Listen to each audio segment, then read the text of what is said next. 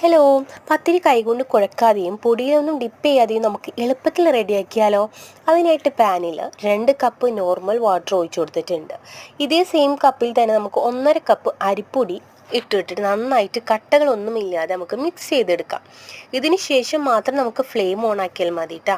Medium ഫ്ലെയിമിൽ ഇട്ടിട്ട് നന്നായിട്ട് ജലാംശമൊക്കെ വറ്റി വരുന്നവരെ നമുക്ക് വെയിറ്റ് ചെയ്യാം. ഈ ഒരു പരുവത്തിലാവുന്നവരെ നമുക്ക് കുഴച്ചെടുക്കാം. ഇതിലേക്ക് കുറച്ച് വെളിച്ചെണ്ണ കൂടി ചേർത്ത് കൊടുത്തിട്ട് നന്നായിട്ട് നമ്മൾ പത്തിരിക്ക് കുഴച്ചെടുക്കില്ലേ, അതുപോലെ നമുക്ക് ചൂടാറിയതിന് ശേഷം നമുക്ക് കുഴച്ചെടുക്കാം. ഞാനിവിടെ 4 പാർട്സ് ആക്കിയിട്ട് എളുപ്പത്തിൽ ഉരുളകളായി കിട്ടാൻ വേണ്ടിയിട്ടാണ് ഇങ്ങനെ ചെയ്തിട്ടുള്ളത് കേട്ടോ. ഇതിനൊക്കെ നമുക്ക് ചെറിയ ചെറിയ ഉരുളകളാക്കി എടുത്ത് വെക്കാം.